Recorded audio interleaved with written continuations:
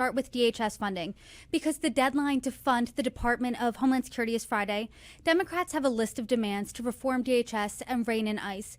These include putting guardrails in place to ensure immigration enforcement is targeted, banning ICE agents from wearing masks, and implementing a use of force policy, amongst others. So where are negotiations right now? Well, my understanding is that negotiations are really not going anywhere. And the reason seems to be that Republicans refuse to join with Democrats to put reasonable restrictions in place. We have to, as you said, put guardrails around ICE's actions in terms of how they enforce the law when they are pursuing undocumented immigrants. I mean, you can't have essentially a law enforcement agency using battering rams to, without a court order, bang down people's doors, go through people's homes, seizures without warrants, arresting American citizens and detaining them, targeting and profiling people because of the color of their skin or the language that they're speaking. I mean, ICE is out of control. I want to be clear. I am for deporting the worst of the worst criminals, which President Trump said was going to be his priority.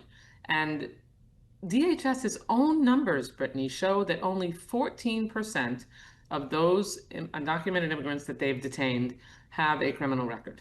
I mean, the overwhelming majority of people that they have rounded up and put through deportation proceedings have not committed a crime and were simply here because they were trying to make a better way of life for themselves and their families, or they were people who actually were going through an a lawful process and technically not here illegally. So we have to rein them in. We have to put some guardrails around them and their activity and how they make enforcements. And Americans need to be able to protest their actions and not worry about getting killed in the process. Especially when we saw last month 2 people shot dead by federal agents in Minnesota. We've seen these immigration enforcement operations in Minnesota and around the country, and even Republicans who are supportive of President Trump's immigration policies.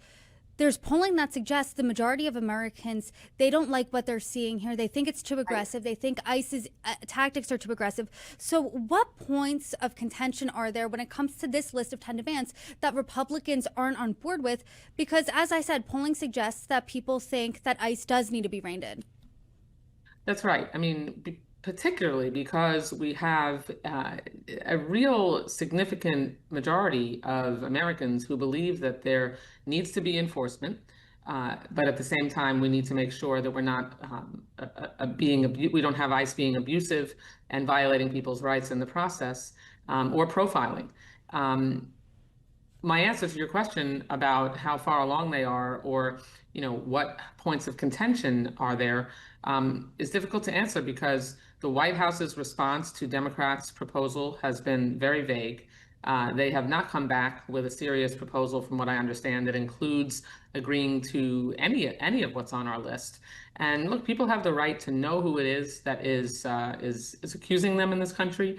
That's why masks need to come off, ID needs to come on, ICE agents need to wear, and CBP agents need to wear body cameras, because documentation is critical. And people need to know that if they are being detained or arrested, that there was a warrant that was signed by a judge.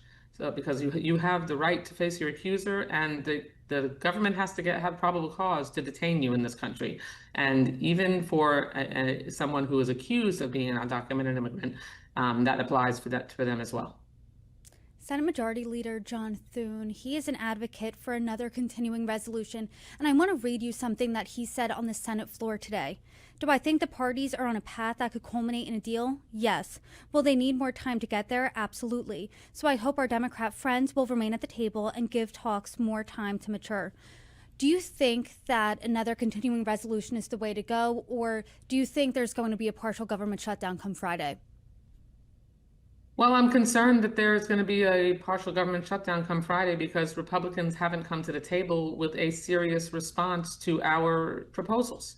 I haven't heard anything. I think Senator Thune, Leader Thune, is a honorable and decent man, and I think that he is actually interested in trying to help us make some progress towards those goals.